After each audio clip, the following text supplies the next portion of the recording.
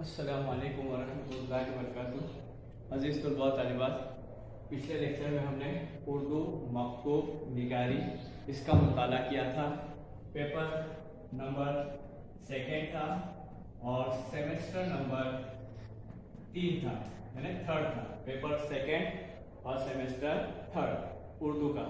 उसमें हमने देख चुके थे मकतूब निगारी। मकतूब निगारी की इब्तिदा मतलब उसकी तारीख, उसके अंदर फिर शख्सियात थे। शख्सियात में सबसे पहले मिर्ज़ा गालिब की शख्सियत थी और साथ ही साथ उनकी मकतूब निगारी थी, यानी वो खतूत लिखने की उनकी खसूसियात या खतूत वो कैसे लिखा करते थे या फिर खतूत किस तरह से लिखे जाते थे, यानी खत की खतूत की तारीख लिखे थे।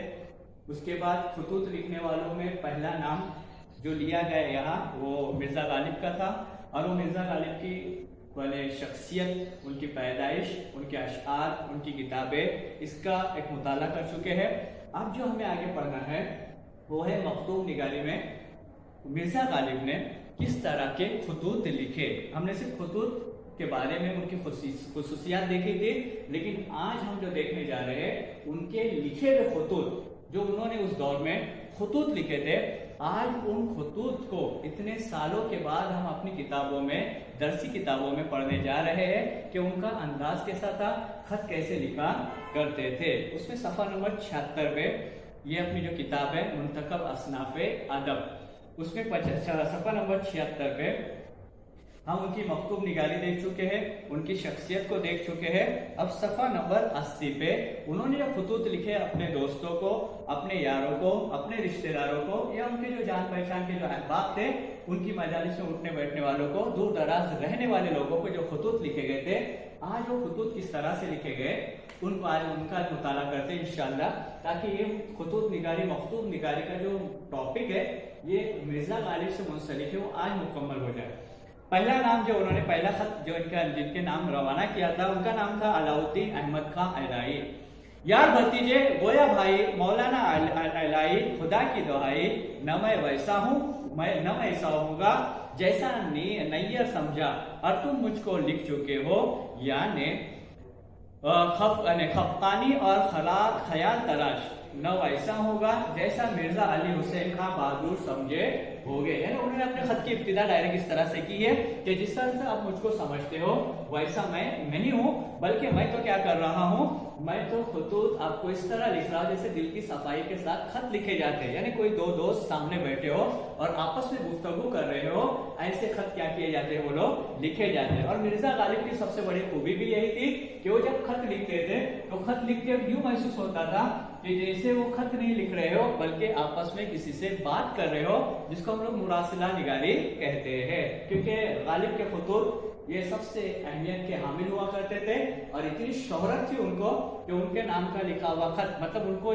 जिन्होंने उनको खत लिखा उस एनवलप पे कुछ भी नहीं लिखते, बल्कि सिर्फ उसके ऊपर लिखा जाता था मिर्जा गालिब। वो खत उनको बिल्कुल वहीं पे पहुंच जाता था, हिंदुस्तान के जिस भी इलाके में वो रहा करते थे। इन्होंने अलाउद्दीन अहमद खां को जो खत लिखा है इसमें न कोई आदाब है न कोई अलकाब है, बल्कि ऐसा यूं महसूस हो रहा है कि दो आपस में मुलाकात कर रहे हैं और मुलाकात में उनकी बात कह रहे हैं। ऐ काश किसे हर आंचा हस्तम दानत, अंदर इतनी अच्छी बात कही है कि दो जाना में मेरा इंतजार और मेरे आने का तकरीब, शादी पर मदार ये भी शोभा है उन्हीं जुनून का। अब देखो उन्होंने कितनी प्यारी बात कही है अलाउद्दीन अहमद साहब से कि मैं जो भी बातें कर रहा हूँ या जो भी लिख रहा हूँ ये बिल्कुल साफ गोई से लिख रहा हूँ और बिल्कुल ऐसे अंदाज में आपको पेश कर रहा हूँ कि यूं महसूस होता है कि हम दोनों कई सालों से आपस में क्या कर रहे, बोलो महरे गुफ्तगू। कई सालों से मतलब जान पहचान भी है ही, लेकिन ऐसा लगता है जैसे हम दोनों मुलाकात कर रहे हैं। कोई भी मौका हो, शादी ब्याह का हो, लेकिन हम ऐसे ही मिलते हैं। जिसे तुम्हारे चचा को गुमान है मुझ पर जुनून का, कौन सा जुनून है बोलो, जुनून का। गुमान होना, ख्याल होना, और जुनून किसी चीज को हद से ज्यादा चाहना है। जैसे इश्क है तो हद से ज्यादा चाहने को जुनून कहते हैं और जुनून को जिसको जुनून हो जाता है उसको मजनू कहते हैं। तो इन्होंने कहा कि ऐसा लोग कहते हैं कि मुझे जुनून है। जागीरदार मैं न था कि एक जागीरदार मुझको बुलाता, यानी मैं तो जागीरदार नहीं, मैं जमींदार नहीं, मेरे पास कोई जमीन नहीं, मालो दौलत नहीं, तो कोई मुझको बुलाए कैसे। गोया न था कि अपना साजो सामान लेकर चला जाता, दोजा न जाकर शादी गर्दी कमाऊं और फिर इस फसल में कि दुनिया करोतार हो, यानी करोतार हो, हार आने देखो करोतार करो ना हो और बारू भाई के देखने को न जाऊं और फिर इस मौसम में कि जाड़े की गर्मी बाजार हो। तो अच्छी बात है, और भी बताया उन्होंने कि कोई भी मौसम हो, कैसा भी मौसम हो, मैं किस तरह से वहां जाऊं और क्या करूं। उसके बाद कल उस्ताद मिर्जा साहब ने तुम्हारा खत मुझको दिखाया। अब ये बहुत सी बातें देखो अपने खत में लिख रहे और ऐसा लिख रहे जैसे बातें कर रहे दोनों से आपस में। मैंने उनको जाने न जाने में मुतरद्दुद पाया। मैंने जब उनको देखा कि मैंने आपका अपना खत दिखाया तो उनको बातों बातों में मुतरद्दुद पाया। तरद्दुद से बना, किससे बना? तरद्दुद से बना। तरद्दुद कहते शक को, कि उन्होंने मेरा खत पढ़ा, मुझे खत को देखा और तरद्दुद में मेरा खत पाया। जाए न जाए मैं अपनी तरफ से तरगीब करता रहता हूं और कहता रहूंगा गुलाम हसन खान अगर किसी वक्त आ जाएंगे तो उनको तुम्हारी तहरीर का खुलासा खातिर निशान कर दूंगा।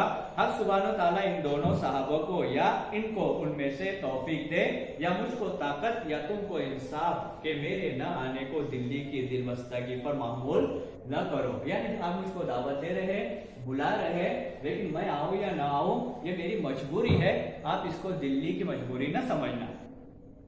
उसके बाद जजीरे नशीनों के हाल पर और रईस फर्रुख आबाद पर खुसूसन के जहाज से उतारकर सरजमीन अरब में छोड़ दिया। हाँ हाँ हाँ, अब वो क्या कह रहे देखो कि मेरी मजबूरी के तहत मैं नहीं आ रहा हूं, तो इसको मेरे दिल्ली की मजबूरी ना समझना, दिल्ली के बारे में कुछ गलत न समझना। पर यह कि अगर बीमार तो कोई न हो तीमारदार और अगर मर जाए तो नोहा खाओ कोई न हो। यानी मैं अपने आप को ऐसा समझता हूँ कि अगर बीमार हो जाए तो कोई देखने ना आए तब भी चलेगा, और अगर मर जाऊं तो कोई मेरे बारे में आह वो मातम न करे, आह वो जारी न करे। कुलियात के इंतबाह का इख्तिताम अपनी जिस्म मुझको नजर नहीं आता।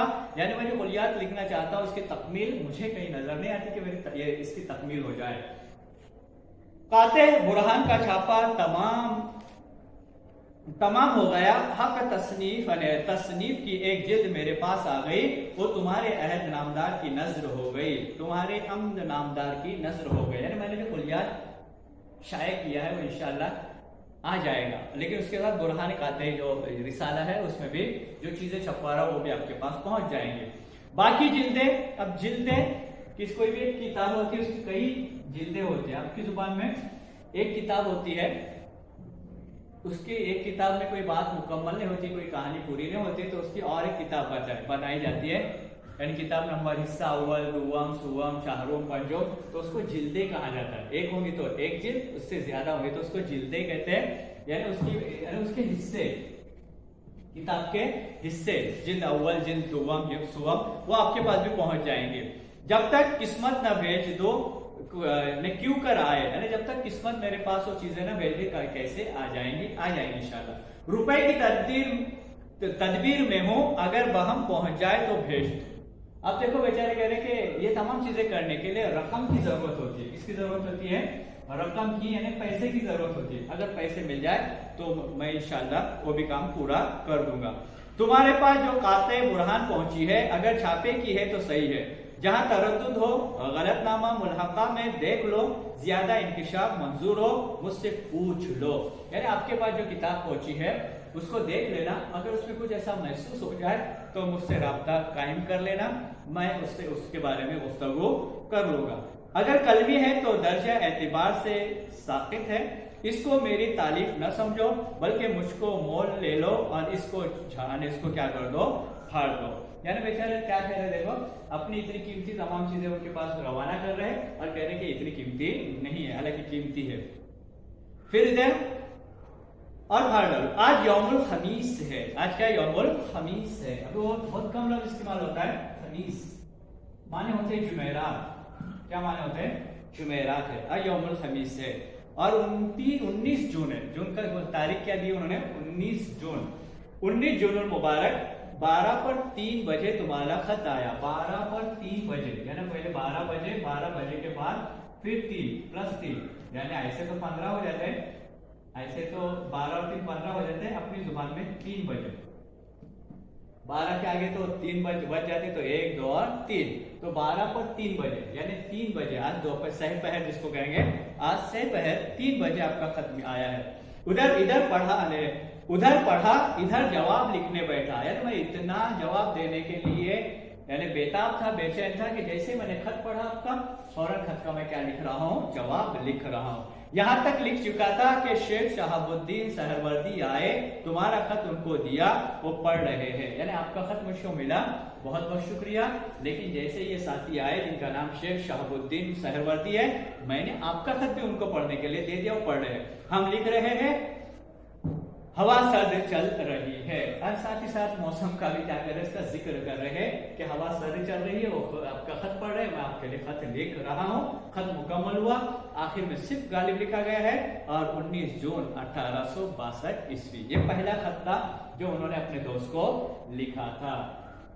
अब देखिए ये खत लिखने का हमने पहला अंदाज देखा किसका, गालिब का, कि कैसे मुख्तसर और जामे खत लिखते थे, न ज्यादा अलकाब की भरमार और न ज्यादा अपनी जुबान में मुबालिगा आराई की कोई बात, जो बात है वो बात, और मुकालमे के अंदाज, मुकालमे का अंदाज। अब दूसरा लिखा उन्हें जाना अली शाना को खत लिखा है। खत आया खत उठाया तुम्हारी आशिफ्ता आली में, हरगिज शक नहीं तुम कहीं कबाइल कहीं वाली शहर, नासाजगार अंजामकार नापायदार, एक दिल और एक 100 आजार। अल्लाह तुम्हारा यावर, अली तुम्हारा मददगार, मैं पादरे रिकाब बल्कि नाले दर आतिश। अब देखो इतनी अच्छी अच्छी बात कही गई कि मैं तुम्हारी इज्जत और एहतराम करता हूँ, तुम्हारा ख्याल रखता हूँ, तुम्हारा वकार कायम रखता हूँ, और मैं तो एक फकीर इंसान हूँ। आगे उन्होंने कहा कि मैं तो पाँव में रखा, रिकाब में रखा हुआ मेरा पाँव है। रिकाब में रखना यानी ज्यादा उम्र को पहुंचना। अब रिकाब यहाँ जो इस्तेमाल किया जाता है, आपने देखा कि घोड़ों पर जब सवारी करते, सवार होने के लिए, तो वो जो पैर रखने के लिए जगह है जिसको रिकाब कहते हैं। मतलब ये है कि मैं सवारी पर सवार हो चुका हूँ मौत के, मतलब मौत अनकरीब है। मैं पीराना साली की जिंदगी बसर कर रहा हूँ। मेरा एक पैर रिकाब में है, दूसरा पैर जैसे दूसरे रिकाब में चला जाएगा या मैं घोड़े पर सवार हो जाऊंगा, दुनिया से चला जाऊंगा। तो मौत का बिल्कुल वक्त करीब है, उम्र ज्यादा हो चुकी है, पीराना साली चल रही है। मेरा क्या आज रहूंगा या आज हूं, कल रहूंगा या न रहूंगा, इसको कहते पाँव मेरा रिकाब में है। फिर उसके बाद कब जाऊं और फलक सैर को देखो, यानी कब मेरा इंतकाल हो जाए और मैं फलक की सैर करूं। फलक यानी क्या, आसमान, मतलब यह है कि मैं इस दुनिया से दूसरी दुनिया चला जाऊंगा। एक खत मैंने अली हुसैन खान को लिखा, वहां से इसका जवाब आ गया, रोहिला कोड़े फुंसी में मुब्तिला है, खुदा उसको सेहत दे। देखो इतनी साथ में गालिब की ये भी खूबी थी कि अपने खत में हमेशा दूसरों को दुआइया कलमात कहते थे, लिखते थे। और ये बहुत अच्छी बात है कि हम भी किसी को खत लिखेंगे तो दुआइया कलमात जरूर लिखेंगे, ताकि खत पढ़ने वाला जब वो खत पढ़े तो दुआइया कलमात पढ़ने के बाद उसको उस दुआई कलमात पढ़ने के बाद उस पर आमीन कहे, और वक्त अगर दुआ की कबूलियत कहो, उस दुआ फौरन कबूल हो जाती है। तो सेहत की दुआ कर रहे हैं। शमशाद अली बैग कहाँ अलौर पहुंचा और इस तरह गया कि शहाबुद्दीन खान से मिलकर भी न गया। खैर हम बात क्या कर रहे हैं कि एक दोस्त जब दूसरे दोस्त से जुदा हो रहा है तो जा रहा है, लेकिन ये बता के नहीं जा रहा है कि मैं कहाँ जा रहा हूँ। हालांकि एक दोस्त को अपने दूसरे दोस्त को, यानी एक दोस्त को अपने दूसरे दोस्त से ये बता के जाना चाहिए कि मैं यहाँ जा रहा हूँ, मेरा यहाँ का सफर है। फिर आगे देखो क्या कह रहे कि यहाँ जश्न के वो सामान हो रहे हैं कि जमशीद अगर देखता तो हैरान रह जाता। शहर से 2 कोस के फासले पर आगापुर नामी एक बस्ती है। 8-10 दिन से वहां खयाम बरपा थे। अब देखो खयाम बरपा थे, उन्होंने कहा कि यहाँ एक जश्न मनाया जा रहा है और 8 दिन से वहां खयाम यानी खैमे क्या लगाए जा रहे थे, वहां खैमे लगाए जा रहे हैं। अब लफ्ज रहता है खैमा, क्या लिखा रहता है, खैमा। खैमा के अंग्रेजी माने होते हैं टेंट, जो टेंट लगाते हैं, प्लास्टिक का टेंट लगाते हैं, या फिर अपने इधर तालपति जिसको कहते हैं उसका टेंट लगाते हैं कपड़े का, उसको टेंट कहा जाता है, खैमा कहा जाता है। और जो चीज खाने की रहती है उसको कीमा कहते हैं। जो भी गोश्त को बने, गोश्त जो रहता है उसके बारीक बारीक टुकड़े किए जाते हैं, बहुत बारीक टुकड़े किए जाते हैं, उसको कीमा कहते हैं। अपने इधर इसी तरह से कीमा लिखते हैं, कीमा नहीं होती, ये कीमा है जो गोश्त के टुकड़े किए जाते हैं। तो यहाँ कह रहे कि खयाम लगाए जा रहे थे, खीमे लगाए जाते, टेंट लगा रहे थे, जश्न बहारा का मौसम था। फिर परसों साहब कश्मीर बहादुर बरेली माँ चंद साहबों और मेमो के आए। क्या है बोलो? बहुत बड़े मेहमानों के साथ वहां आए और मेमो के आए। मेमो लफ्ज है मेम से मिला, मेम से बना हुआ, यानी मस्तूरात भी साथ में थे। आए और खेमों में उतरे। कुछ कम 100 साहब और मैन जमा हुए। तकरीबन 100 के करीब लोग जमा हुए और साथ ही साथ क्या था, बहुत से मस्तूरात खवातीन भी जमा हुए। सब सरकार रामपुर के मेहमान, जितने भी लोग आए वो सरकार कहाँ के थे? रामपुर के मेहमान थे। फिर इसके बाद शंबा 5 दिसंबर, शंबा 5 दिसंबर। अब शंबा कहते हैं शनिचर को, शंबा किसको कहते हैं? शनिचर को, यानी 5 दिसंबर शनिचर का दिन था। हुजूर पुरनूर बड़े तामुल से आगापुर तशरीफ ले गए और 12 पर 2 बजे गए, शाम खिलत पहनकर आए। यानी देखो फिर दोबारा उन्होंने 12 पर 2 बजे आए, यानी 12 पर 2 यानी 2, अपनी जुबान में 2 बजे है ना, डायरेक्ट कहना चाहता। उनका कहने का मतलब है कि 2 बजे वो आए वापस, और आने के बाद शाम खिलत पहन कर आए। वजीर अली खां खांसामा खांसी में से रुपया फेंकता हुआ आता था।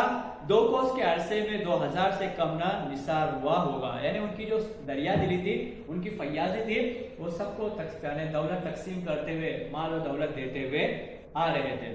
आज साहिबान आलीशान की दावत है। जो बड़े बड़े साहिबान होते हैं, आज उनको वहां बुलाया गया, आज उनकी दावत है। तपन शाम का खाना यहीं खाएंगे, और जो आने वाले लोग हैं वो यहीं बैठकर क्या खाएंगे? खाना खाएंगे। रोशनी आतिशबाजी की वो अफराद के रात दिन का सामना करेगी। तवाइफ और वो हुजूम अहकाम और वो मजमा के इस मजलिस को तवाइफुल मलुक कहा चाहिए। यानी जश्न मनाया जा रहा है, रोशनी लगी हुई है, सब कुछ है। तवाइफ जो होते हैं, तवाइफ जो हुआ करती थी उस जमाने में, वो भी आए हुए हैं।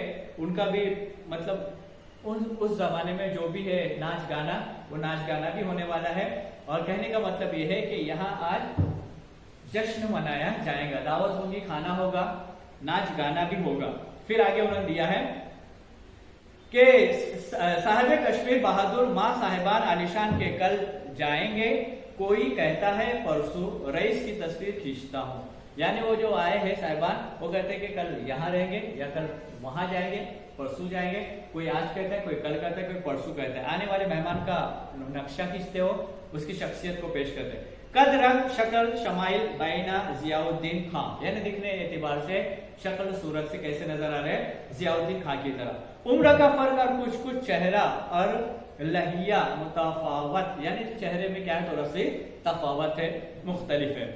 फिर इसके बाद हलीम खलीक बादल करीम मुतवाजो, बहुत अच्छी अच्छी सिफात उनकी यहाँ बयान की गई। एक सिफत बयान की थी मुतवाजो। मुतवाजो यानी इनकिसार, तवाजो से रहने वाला, तवाजो से रहने वाला। अब तवाजो किसको कहते हैं? कि बहुत ज्यादा आजीजी के साथ चलने वाला, तवाजो के इनकिसारी के साथ चलने वाला। फिर आगे मुतशर्रा, और आगे एक बात बताएंगे, मुतशर्रा यानी शरीयत पर अमल करने वाला। फिर आगे क्या है? मुतवर्रा यानी परहेजगार, मुत्तकी। फिर शेर फहम, बहुत अच्छी बात कही कि उनको शेर से क्या थी? यानी दिलचस्पी थी, समझते थे।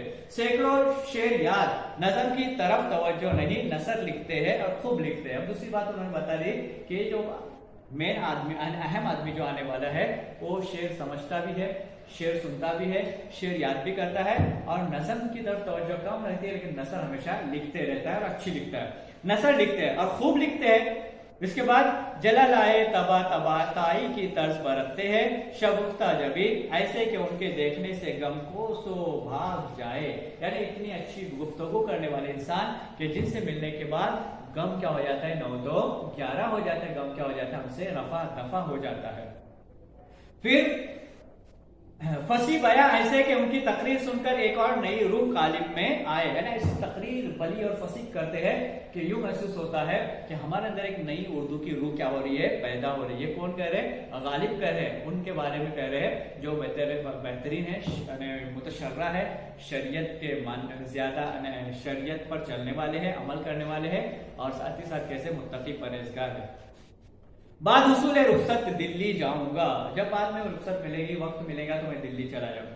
भाई साहब की खिदमत में बशर्ते रसाई व ताब गोयाई सलाम कहना, और बच्चों की खैर व आफियत जो तुमको मालूम हुई हो मुझको लिखना। यानी मैं आपको जो खत लिख रहा हूँ तो भाई के जो बच्चे हैं उनकी जो खैर खैरियत है वो मुझे जरूर आप लिखना। 6 दिसंबर 1865 ईस्वी की बुध का दिन 8 बजा चाहते हैं। 8 बजा चाहते हैं, 8 बजने का वक्त बिल्कुल करीब हो चुका है और 1865 ईस्वी है और 6 दिसंबर का ये दिन है। कातिब का नाम गालिब है कि तुम जानते होगे। आप देखो गालिब ने शुरू में इस खत में अपना नाम कुछ भी नहीं लिखा और आखिर में सिर्फ कह रहे हैं कि आपको मालूम हुआ ये खत आपको किसने लिखा है, क्योंकि हमने इससे पहले पढ़ चुके गालिब कभी शुरू में अपना नाम लिखते थे, कभी दरमियान में अपने नाम का जिक्र करते थे, कभी आखिर की लाइन में अपना नाम पूछते थे दूसरों से कि मैं कौन हूं, और कभी कभी आखिर में अपना नाम लिखते थे और आखिर में सिर्फ तारीख लिख दी 6 दिसंबर 1865। 6 दिसंबर 1865। अब ये दूसरा खत था जो हम उनका खत पढ़ चुके हैं। अब तीसरा खत देखिए, बना मुंशी हरगोपाल तुफ्ता, जो उन्होंने मुंशी हरगोपाल तुफ्ता को दूसरा खत लिखा था सफा नंबर 83 पे। उन्होंने तकरीबन 3 खत लिखे। हम कोई इंशाल्लाह 2 खत पढ़ेंगे या एक ही खत पढ़ लेंगे पहला, और आगे अगले जो 2 खत है वो आप इंशाल्लाह पढ़ लेंगे। देखो मुंशी हरगोपाल तुफ्ता, पहला खत। काशाने दिल के माह 2 हफ्ते मुंशी हरगोपाल तुफ्ता तहरीर में क्या क्या सहर तराजियां करते हैं, आप जरूर आ पड़ा है कि हम भी जवाब इसी अंदाज से लिखे। यानी मौसूफ आप जो खतूत लिखते हैं मुझे बहुत अच्छे लगते हैं, आप खतूत में कितना अच्छा लिखते हैं, मैं भी आज आपको वैसा ही खत लिखना चाहता हूं। कैसे खत लिख रहे देखो। सुनो साहब, हम इससे भी पहले पढ़ चुके हैं कि गालिब जब खत में मुखातिब करते हैं तो यूं महसूस होता है कि सामने वाले से बात करे। सुनो साहब, अब कोई वहां मौजूद तो है नहीं, जिसको खत लिखा जाता है वो मौजूद है नहीं, लेकिन बात ऐसी कर रहे हैं कि सामने कोई मेरी बात सुन रहा है। सुनो साहब, ये तुम जानते हो कि जैनुल आबिदीन खा मरहूम मेरा फर्जिंद था और अब उसके दोनों बच्चे कि वो मेरे पोते हैं मेरे पास आ रहे हैं और दम बदम मुझको सताते हैं और मैं तहम्मुल करता हूँ। अब तहम्मुल लफ्ज़ है, उसके माने थे बर्दाश्त करना। क्या करना? बर्दाश्त करना। क्यों कह रहे कि वो जो पोते आते हैं मेरे, मैं उनको बर्दाश्त करता हूँ, हत्तुल इम्कान मुझको सताते हैं, परेशान करते, तमाम चीजें करते हैं, मैं उसको बर्दाश्त करता हूँ। खुदा गवाह है कि मैं तुमको अपने फर्जिंद की जगह समझता हूँ। फर्जिंद के माने थे बेटा। फर्जिंद के माने क्या होता है? बेटा, कि मैं आपको बेटे की तरह समझता हूँ। फिर बस तुम्हारे नताइज तबा मेरे मानवी पोते हुए जब उन आलिम के पोतों से कि मुझे खाना नहीं खाने देते, नंगे नंगे पांव मेरे पलंग पर रखते हैं, कहीं पानी लड़ाते हैं, कहीं खाक उड़ाते हैं। मैं नहीं तंग आता तो उन मानवी पोतों से कि उनमें ये बातें नहीं, मैं क्यों घबराऊंगा।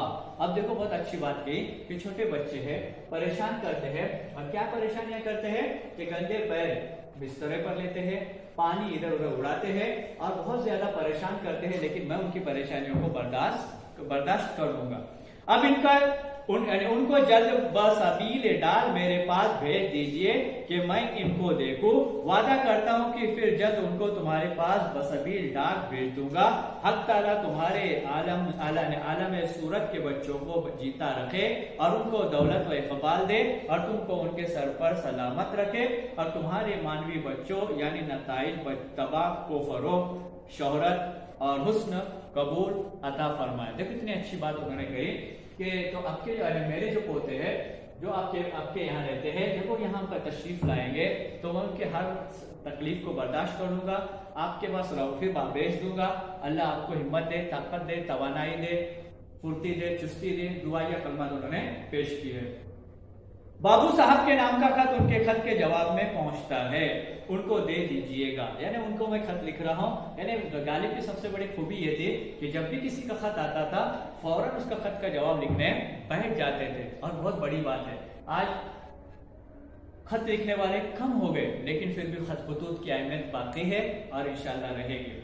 फिर आगे क्या कह रहे देखो, और हाँ साहब बाबू साहब, और तुम अब्बू को जाने लगो तो मुझको इत्तिला करना और तारीख रवानगी लिख भेजना ताकि मैं बेखबर न रहूं। वह दुआ, यानी आप जब जाने लगे जिस इलाके का जिक्र किया गया उस इलाके में आप जब जाने लगे तो मुझको जरूर इत्तला देना ताकि मैं बेखबर न रहूं। नगाश्ता जुमा यानी 18 जून 1952 ईस्वी असदुल्ला, यानी आखिर में उन्होंने अपना नाम सिर्फ असदुल्ला लिख दिया। असदुल्ला से मुराद क्या है? मिर्जा असदुल्ला खां गालिब। अब मुंशी गोपाल गुप्ता का 1, 2, 3 यानी उनके 3 खतूत लिखे हुए, उनके लिए हमने उनके एक खत का क्या किया? मुताला किया। अब आइए दूसरा खत देखते हैं। उनका नहीं बल्कि मीर मेहदी हुसैन मजरू के नाम जो उन्होंने खत लिखा था, किसने? मिर्जा गालिब ने। हम सिर्फ खतूत को देख रहे हैं कि उन्होंने खतूत किस अंदाज से लिखे। आज के दौर में जो खतूत लिखे जाते हैं वो इस अंदाज से बहुत कम लिखे जाते हैं। लोगों ने कोशिश भी की उनकी तरह खतूत लिखने की, लेकिन कामयाब बहुत कम लोग हुए कि किस तरह से उनको यानी उनके खतूत की पैरवी की जाए, उनकी इख्तिदा की जाए या उनके खतूत की तरह तर्ज पर हम खतूत लिखे। कोशिश तो बहुत लोगों ने की, लेकिन उसमें कामयाब बहुत कम लोग हुए थे। अब यहाँ हम जो खत पढ़ने जा रहे हैं, जो खत उन्होंने मीर मेहदी हुसैन मजरू के नाम लिखा था। अब मजरू बहुत अच्छा लफ्ज है। मजरू के लुगी माने होते हैं जख्मी। क्या होते माने? जख्मी। और जख्मी जो लफ्ज है उसके लिए और एक लफ्ज इस्तेमाल किया जाता है बिस्मिल। क्या लफ्ज इस्तेमाल किया जाता है? बिस्मिल। यानी जख्मी भी इस्तेमाल कर सकते हैं, बिस्मिल भी कर सकते हैं। और यहाँ जो लफ्ज दिया गया वो मजरू है। कौन सा लफ्ज है? मजरू लफ्ज है। तो तीनों अल्फाज की मीनिंग एक ही होती है, माने एक ही होते हैं। मजरू के माने भी जख्मी होते हैं, बिस्मिल के माने भी जख्मी होते हैं, जख्मी के माने बिस्मिल्लाह मजरू होते हैं।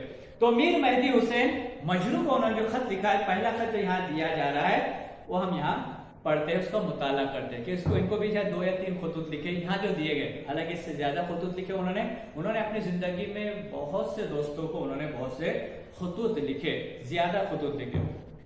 मेरी जान, पहला ही जुमला, पहला ही जो अल्फाज उन्होंने मेरी जान लिखा। खुदा तुमको 120 बरस की उम्र दे। अल्लाह ताला आपको कितने साल जिंदा रखे? 120 साल या 120 बरस।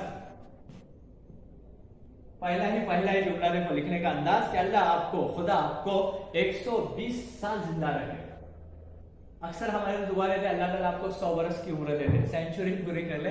यहाँ इन्होंने 20 साल एक्स्ट्रा दे दिए कि अल्लाह आपको 120 साल जिंदा रखे। बूढ़ा होने को आया। क्या होने को आया? बूढ़ा होने को आया है। आदमी बूढ़ा होते जा रहा है और क्या उसकी तमन्ना है, क्या उसकी आरज़ू है, जो यहाँ उन्होंने पेश की है। यानी अपने हमारे दोस्त से जो हम कलाम हो रहे, गुफ्तगू जो कर रहे, वो कैसी गुफ्तगू कर रहे? देखो कि डायरेक्ट हम कलाम हो रहे, बिला झिझक हो रहे, बिला तरद्दुद, बिला झिझक वो क्या कर रहे? बात कर रहे। बूढ़ा होने को आया, दाढ़ी पे बाल सफेद आ गए, मगर बात समझनी ना आई। यानी मैं जो बात कर रहा हूँ, जिससे बात कर रहा हूँ, मीर मेहदी हुसैन साहब को कह रहे कि आप इतने बूढ़े हो गए, आपकी दाढ़ी के बाल क्या हो गए? पक गए, लेकिन आपकी बात आपके जहन में फौरन समझ में, आपको बात जल्दी जहन में समझ में नहीं आती। पेंशन के बाप में उलझे हो और क्या बेजा उलझे हो। यानी पेंशन जो आपको मिलनी है, बूढ़े हो गए हैं, रिटायर हो चुके हो, आपको पेंशन मिलेगी, लेकिन पेंशन के मामला में इतने क्यों उलझे हुए हो कि दोस्तों का ख्याल ही नहीं रहा आपको। ये तो जानते हो कि दिल्ली के सब पेंशनदारों को मई 1857 ईस्वी से पेंशन नहीं मिला है। तो बात बता रहे हैं कि आप जानते हैं, आपको मालूम है कि कई लोगों को आज तक पेंशन मिली नहीं है। कौन सी पेंशन नहीं मिली है? दिल्ली के सब पेंशनदारों को, पेंशन मिलने वालों को मई 18 कौन सी 18 मई 1857 से पेंशन नहीं मिले। हालात भी नासाजगार थे। पहली जंग आजादी लड़ी गई थी 1857 में, तो हालत नासाजगार थे, पेंशन हो सकता है बंद की गई होंगे। उसके बाद ये फरवरी 1859 ईस्वी है, 22वां महीना है। चंद अशखास को 22 महीने में साल भर का रुपया बतरी के मदद खर्च मिल गया। कुछ लोगों को उसमें से कुछ हिस्सा मिल गया है और ये 22 महीने हो चुके, किसी को पेंशन नहीं मिली। आप पेंशन न मिलने की वजह से आप इतना टेंशन क्यों लेते हो? आप छोड़िए, इंशाल्लाह आपकी किस्मत की जो रोजी है, रोटी है, वो आपके घर तक पहुंच जाएंगे।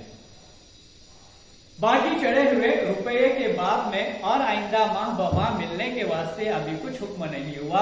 तुम अब अपने सवाल को याद करो कि इस वाक़े से उसको कुछ निस्बत है या नहीं।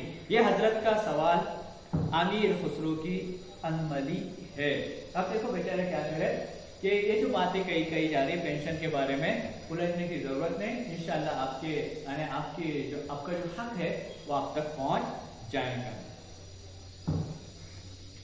अली बख्श खां 50 रुपए महीने पाते थे। अब वो अलग अलग लोगों की तनख्वाह बता रहे हैं, कितनी पेंशन थी उनको, कितना पैसा मिलता था। 22 महीने के 1100 रुपए होते हैं। हिसाब भी करके बता रहे हैं कि उनको पेंशन कितनी थी, 50 रुपए पेंशन होती थी। 22 महीने के 1100 यानी 22 महीने हैं तो महीने के 50 है तो उसका पूरा आधा 1100 होती है। उनको 600 रुपए मिल गया, बाकी रुपया चढ़ रहा है, यानी 1100 मिलना चाहिए था, 600 मिला, 600 बाकी है। आइंदा मिलने में कुछ कलाम नहीं। गुलाम हसन खान 100 रुपया महीने का पेंशनदार, 22 महीने के 2200 रुपए होते हैं, इसको 1200 रुपए मिले। यानी एक इंसान इसको 100 रुपया महीने का मिलता था, 22 महीनों के 2200 रुपए होते, उसको 1100 मिले, 1100 बाकी है। दीवान किशन लाल का 150 रुपया महीना, 22 महीने के 3300 होते हैं, इनको 1800 मिले हैं। मनाने उसके बाद मना जामदार 10 रुपया महीने का सिक्का नंबर साल भर के 120 ले आया। इसी तरह 15-16 आदमियों को मिला है। आइंदा के वास्ते कुछ हुक्म नहीं, मुझको मदद खर्च नहीं मिला। गालिब का तमाम लोगों को कितने पैसे मिलते हैं, कितने मिले हैं, कितने बाकी है, सब पेश किए और आखिर में उन्होंने अपना जिक्र किया है कि मुझे कुछ भी नहीं मिला। यानी कितना अंदाज अच्छा है, दूसरों को मिलने वाली पेंशन का जिक्र है, दूसरों को मिलने वाली पेंशन को बताया गया है और आखिर में अपनी पेंशन नहीं मिल रही है इसका भी जिक्र किया गया और आगे बता भी रहे कि मुझको कुछ भी नहीं मिला, 1 रुपया भी नहीं मिला। यानी कितना अच्छा अंदाज उनको बयान करने का, मुझको मदद खर्च नहीं मिला। अंदाज देखो तब यार, मुझको मदद खर्च नहीं मिला। जब कई खत पर खत लिखे तो आखिर खत पर साहब कश्मीर बहादुर ने हुक्म दिया कि साहिल को बतरी के मदद खर्च 100 रुपए मिल जाए। जब मैंने बहुत ज्यादा खतूत लिखे तो आखिर में खत यानी कई खत लिखने के बाद कश्मीर जो कमिश्नर थे, कौन कमिश्नर, देखो जो खत लिखे तो आखिर पर साहब कमिश्नर बहादुर ने 100 रुपए साहिल को देने का हुक्म दिया। साहिल कहते हैं सवाल करने वाले को, है ना, गालिब ने अपने आप को साहिल कहा है। साहिल कहते हैं सवाल करने वाले को कि मुझे पैसे की जरूरत है, मेरा हक मुझे नहीं मिला, मेरा हक मुझे दीजिए। तो इन्होंने सवाल किया अपने हक का, तो सवाल करने वाला जो रहता है वो साहिल रहता है। तो यहाँ इन्होंने अपने हक का सवाल किया कि मुझे मेरी पेंशन नहीं मिली है। तो उस वक्त के कमिश्नर बहादुर जो थे उन्होंने हुक्म दिया कि गालिब को कितने मिलना चाहिए, 100 रुपये दिए जाए। हालांकि उससे ज्यादा उनको मिलना चाहिए था। मैंने वो 100 रुपए न लिए और फिर साहब कश्मीर बहादुर को लिखा कि मैं 62 रुपए 8 आने महीने पाने वाला हूँ, साल भर के 750 रुपए होते हैं। लेकिन तो पूरा हिसाब मुझको मिलने वाले जो है वो कितने हैं, 62 रुपए 8 आने। मुझको कितने मिलते हैं, एक महीने में 62 रुपए और 8 आने हर माह मिलते हैं। इस हिसाब से 22 महीने के मेरे कितने हुए, 750 रुपए होते हैं। पूरा हिसाब पैसे का हिसाब लिखकर उन्होंने बहादुर को भेज दिया और 100 रुपए लेने से उन्होंने इनकार कर दिया कि 100 रुपए मेरा कुछ भला होने वाला नहीं, मुझको अगर देना है तो 750 रुपए पूरे दीजिए तभी मैं लूंगा। और पूरा हिसाब उन्होंने भेज दिया कि महीने के कितने मिल जाते हैं, 62 रुपए 8 आने मिलते हैं। अभी तो 1-2 घंटे के लिए भी किसी को 62 रुपए लेना चाहे तो कोई लेगा नहीं। और ये क्या कह रहे हैं कि पूरे महीने के 62 रुपए और 8 आने मिलते थे, जिसके हिसाब से 22 महीनों के कितने हो गए, तकरीबन 750 रुपए होते। सब पेंशनदारों को साल भर का रुपया मिला, मुझको 100 रुपए कैसे मिलते। उन्होंने सवाल किया कि सबके साथ ये इंसाफ और मेरे साथ ये नाइंसाफी बिल्कुल ये कबूल नहीं की जाएंगी। फिर उन्होंने वो पैसे लेने से इनकार किया। मिस्र औरों के मुझे भी साल भर का रुपया मिल जाए, अभी इसमें कोई जवाब नहीं मिला है। मैंने दरख्वास्त की है कमिश्नर बहादुर साहब को कि मेरे पूरे के पूरे पैसे मुझे दिए जाए, मेरा हक मुझे पहुंचाया जाए। दूसरों के ऊपर करम है और अपनों के ऊपर करम नहीं किया जा रहा है, ये नाइंसाफी है। अब मेरे पैसे मुझे भेज दीजिए। मैंने तो खत लिखा लेकिन खत का अभी तक कोई जवाब नहीं आया। आबादी का यह रंग है कि ढंडोरा पिटवा कर, टिकट छपवा कर अजरटन साहब बहादुर बतरी के डाक कलकत्ता चले गए। दिल्ली के हमका जो बाहर पड़े हुए हैं मुंह खोलकर रह गए। अब वो साहब मावदत करेंगे, तब शायद आबादी होगी या कोई और नई सूरत निकल आएंगे। ना हमारे जो पैसे मिलना चाहे थे वो मिले नहीं है, ये मिलेंगे नहीं मिलेंगे या कब मिलेंगे इसकी कोई गारंटी, कोई जमानत नहीं है। कोई सूरत निकल आ जाए तो अच्छा है, कोई सूरत, कोई उम्मीद भर नहीं आती। खुद गालिब का शेर, कोई उम्मीद भर नहीं आती, कोई सूरत नजर नहीं आती।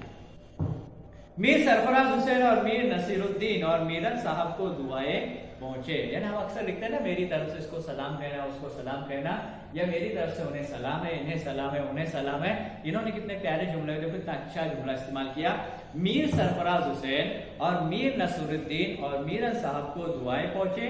गालिब फरवरी 1859 ईस्वी। अब ये उनका पहला खत था मीर मेहदी के नाम का। ऐसे उन्होंने उनको 3 खुतूत लिखे। तो दूसरा खत आप पढ़ लीजिए, दूसरा खत आप पढ़ लीजिए, तीसरा खत आपको यहाँ पढ़ाया जा रहा है। दूसरा खत आप पढ़ लीजिए, 3 खुतूत है। एक खत आप पढ़ लीजिए, जो किताबें इंशाल्लाह आपके पास रवाना की जाएंगी। मियाँ, देखो जिसको खत लिखे उसको डायरेक्ट मियाँ, भाई किस हाल में हो, डायरेक्ट पूछे, सवालिया निशान। यानी खत लिख रहे, खत के शुरू में पहला ही सवालिया निशान। हम हमारा जुमला क्या रहता है कि उम्मीद करते हैं कि आप खैरियत से होंगे, बखैर होंगे, बाफियत होंगे, इस तरह से। उनका मियाँ किस हाल में हो, सवाल डायरेक्ट, किस हाल में हो, किस ख्याल में हो, यानी आपका ख्याल भी क्या है। कल शाम को मीरा साहब रवाना हुए, यहाँ उनके ससुराल में किससे क्या क्या न हुए। यानी वो यहाँ से रवाना हुए, उनके जाने के बाद उनके पीछे क्या क्या लोगों ने बातें की, क्या क्या बातें हुई, या क्या तमाशा हुए, या वो जाने के बाद उनके घर के ससुराल के क्या हालात हुए। सास और सालियों ने और बीबी ने आंसुओं के दरिया बहा दिए। यानी मीरा साहब जब इस इलाके से चले गए तो उनके घर ससुराल वालों ने आंसुओं का दरिया बहा दिया। सालियों ने भी, बीवी ने भी, सास ने भी। खुश आमना साहब बुलाए लेती थी, सालिया खड़ी भी दुआएं देती थी। अब देखो बेचारे क्या क्या अंदाज उन्होंने पेश किया कि लोग उनको किस तरह से दुआओं का तोहफा दे रहे। क्योंकि हम भी देखते हैं जब भी कोई सफर में जाने लगे तो उसको पहुंचाने के लिए कितने लोग आते हैं, तो उनका अंदाज पहुंचाने का भी रहता है और दुआइया कलमात देते हैं और दुआइया देना चाहिए। जब भी हम किसी को रवाना करें तो उनके साथ उनको दुआएं भी दे। बीबी मानी सूरते दीवार चुप, जी चाहता था चीखने को मगर नाचार चुप। कितने अच्छे अच्छे जुमले के देखो। तो उनकी जो बीवी थी मीरा साहब की, वो बिल्कुल दीवार से टेक लगाकर बिल्कुल खामोश इख्तियार की हुई खड़ी थी और ऐसा लग रहा था कि उसका दिल चाहता है कि चीख कर रो मगर फिर भी चुप। यानी इंसान का जब जी चाहता है कि रो तो हालत ऐसी हो जाती है कि इंसान साकित हो जाता है, ना रोता है ना हंसता है, बिल्कुल खामोशी अख्तियार कर लेता है। वो तो गनीमत था कि शहरे वीरान, वो तो गनीमत था कि शहर वीरान, न कोई जान न पहचान। यानी ये तो बड़ी बात थी कि मीरा साहब जहां से रवाना हो रहे थे वो शहर अनजान था, वहां कोई जान पहचान वाला उनका नहीं था, ससुराल वाले ही थे, बाकी कोई उनको पहचानने वाला नहीं था। वरना पूरा शहर मातम कदा होता। मातम कदा मतलब यानी उनको रुखसत करने के लिए उनके जाने पर कब माना था, दुनिया से जाने पर नहीं, एक शहर से दूसरे शहर जाने पर। वरना हमसाये में कयामत बर्पा हो जाती। वरना बाजू के घरों में, हमसाया बाजू का जो घर, पड़ोस का जो घर है, वहां भी क्या हो जाता था, मातम बर्पा हो जाता, कयामत बर्पा हो जाती थी, लोग रोना धोना शुरू कर देते। हर एक नेक वक्त अपने घर से दौड़ी आती। यानी जितने भी नेक लोग होते वो अपने घर से दौड़ पड़ते और उनकी रवानगी पर क्या करते थे, आंसू बहाते, रोना शुरू कर देते। इमाम जामिन अलैहिस्सलाम का रुपया बाजू पर बांधा। यानी वो जो पुराने जमाने में जो सिक्के होते हैं, कुछ निशानियां, वो इस तरह बांधते थे। अपने सबसे आसान तरीका ये, कोई सफर में जाए तो जाते हुए भी सदका करे, आने के बाद भी सदका करे, रास्ते में भी सदका करे, दुआ दे और दुआइया कलमात पढ़ते हुए घर से निकले। बाजू पे वो बांधा गया। उसके बाद रुपया, उसके बाद बांधा 11 रुपए खर्च राह दिए। कितने रुपए? 11 रुपए रास्ते के खर्च के लिए दिए। आज तो अगर सफर यहाँ से सिर्फ बाजू की बस्ती का भी करना है तब भी 11 रुपए नहीं बल्कि 20 से 25 रुपए तो रिक्शे के लिए देना पड़ता, किराया देना पड़ता। उस वक्त सस्ताई थी, आर्जानी थी, महंगाई नहीं थी और पैसों में बरकत भी थी। तो 11 रुपए रास्ते का, राह का नहीं, रास्ते का खर्च दिया। मगर ऐसा जानता हूं कि मीरा साहब अपनी जद की नियाज का रुपया राह ही में अपने बाजू पर से खोल लेंगे और तुमसे सिर्फ 5 रुपए जाहिर करेंगे। अब सच झूठ तुम पर खुल जाएगा, देखना कि यही होगा कि मीरन साहब बात तुमसे छुपाएंगे। तो बहुत सी बातें उन्होंने इशारतन कही कि मीरन साहब जब आपके पास आएंगे तो उनके पास खर्चा बहुत रहेगा, पैसे रहेंगे, लेकिन वो आधा बताएंगे, मतलब 6 रुपये छुपाएंगे और आपको बताएंगे उसको घर से 5 ही रुपया मिले, आप देख लेना उनको कितने मिले हैं। इससे बढ़कर एक बात और है और वो महल गौर है। यानी वो बात काबिले गौर है। अम्र की बात काबिल गौर करने की बात है। क्या बात है देखो, गरीब ने बहुत सी जलेबियां और तोदए कलाकंद साथ कर दिया है और मीरन साहब ने अपने जी में ये इरादा किया है कि जलेबी आराम में चट करेंगे। और वो देखो अपने दोस्त की आदत है, अपने दूसरे दोस्त को लिख रहे हैं कि मीरन साहब यहाँ से निकले हैं, आपके पास आ रहे हैं, लेकिन कुछ मिठाइयाँ उन्होंने बहुत से दी है, घर वालों ने मिठाइयाँ उनको दी है, लेकिन वो मिठाइयाँ रास्ते में खाने का इरादा मीरन साहब ने किए है। ये भी बात आपको बता दूं। एहसान धरेंगे भाई, मैं दिल्ली से आया हूँ और कलाकंद तुम्हारे वास्ते लाया हूँ। सिर्फ कलाकंद पेश करेंगे आपको और जिलेबियां क्या करेंगे, चट कर जाएंगे। चट करना, खत्म कर जाना, खा जाना। क्या करना बोलो, खा जाए। जो जिलेबियां आई है, मिठाई है, बहुत ज्यादा मीठी है, वो रास्ते में खुद ही खा लेंगे और आपको सिर्फ कलाकंद पेश करेंगे और वो कलाकंद आपके सामने दिया जाएगा। जिन्हार बावर न खींचियो, यानी क्या करो, जिन्हार बावर न कीजियो, यानी किंजियो बाल मुफ्त समझकर लीजियो। कौन गया है, देखो बच्चे कितनी अच्छी बात उन्होंने कही कि हरगिज ये तमाम चीजें उनसे छुपी नहीं रहेंगी। आप उनसे डायरेक्ट बता देना कि आपने ये चीजें लाई थी लेकिन मुझको नहीं दी।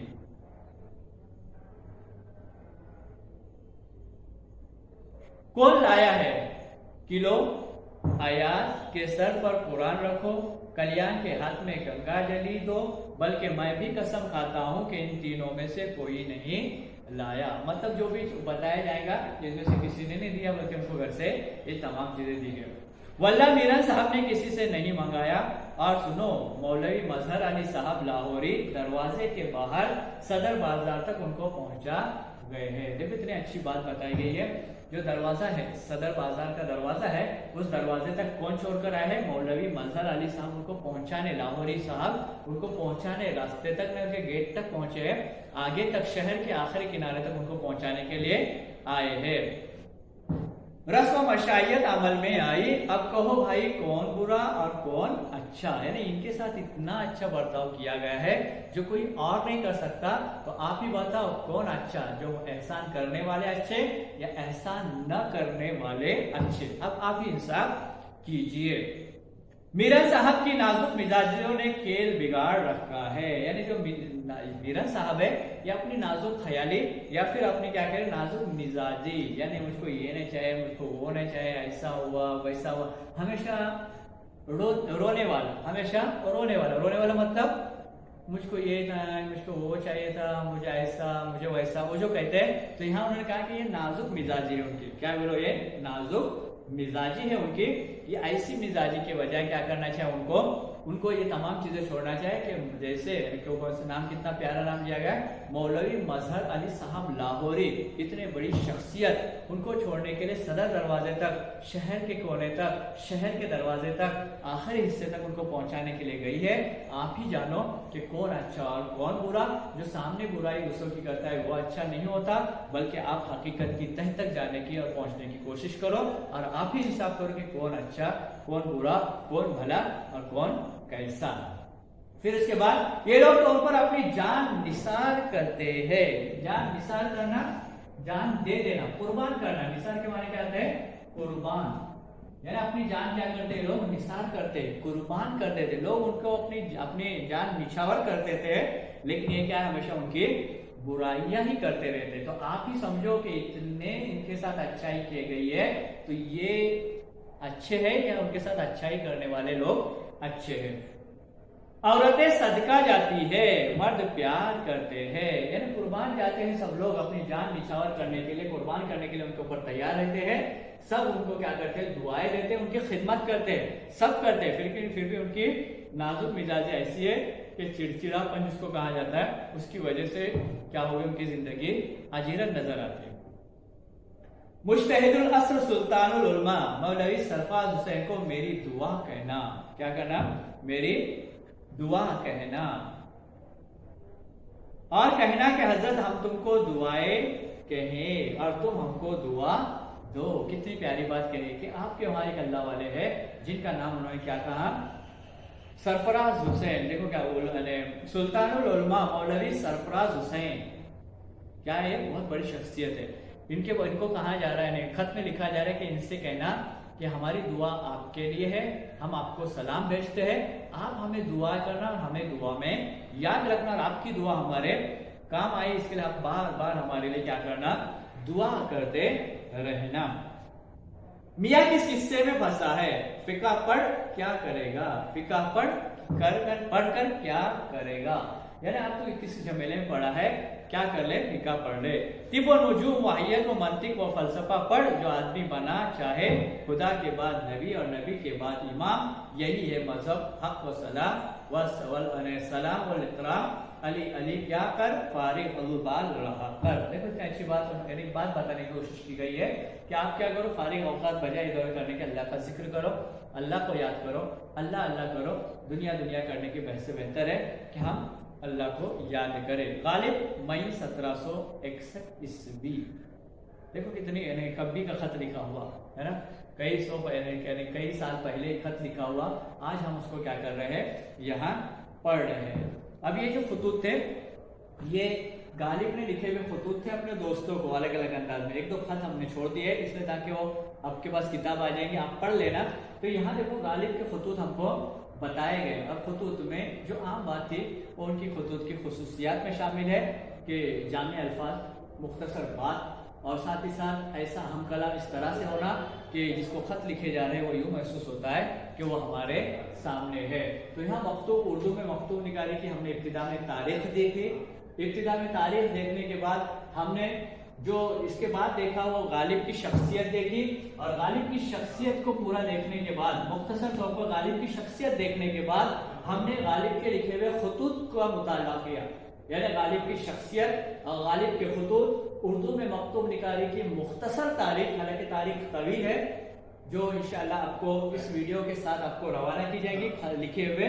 तो जो मकतूब निगारी की तारीख, गालिब की शख्सियत और गालिब के खतूत की कुछ मिसालें जो यहाँ दी गई थी, तो हमको इंशाअल्लाह ताला आपको इस वीडियो के साथ गालिब के बारे में कुछ मालूमात, मकतूब निगारी के बारे में कुछ मालूमात और खुसूसियात भी, और गालिब की खतूत की खुसूसियात इंशाअल्लाह आपको जब रवाना की जाएंगे तो आपको एक बयाज लगाना है, नोटबुक लगाना है, 2 क्वायर की, जो लॉन्ग बुक रहती है 2 क्वायर की, वो लगाना है, और उसके ऊपर उर्दू पेपर नंबर 2 लिखना है और सेमेस्टर नंबर 3 लिखना है। आइंदा इंशाल्लाह हम पेपर नंबर 3 के कुछ उन्वानात या उसका इंशाल्लाह उसमें से कुछ किसी चीज का मुताला करेंगे। आइंदा का जो लेक्चर रहेगा इंशाअल्लाह ताला वो रहेगा पेपर नंबर 3 का रहेगा।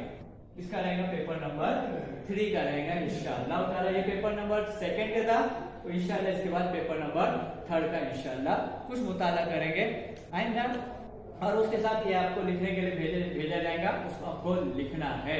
अस्सलामु अलैकुम वरहमतुल्लाहि वबरकातुहू।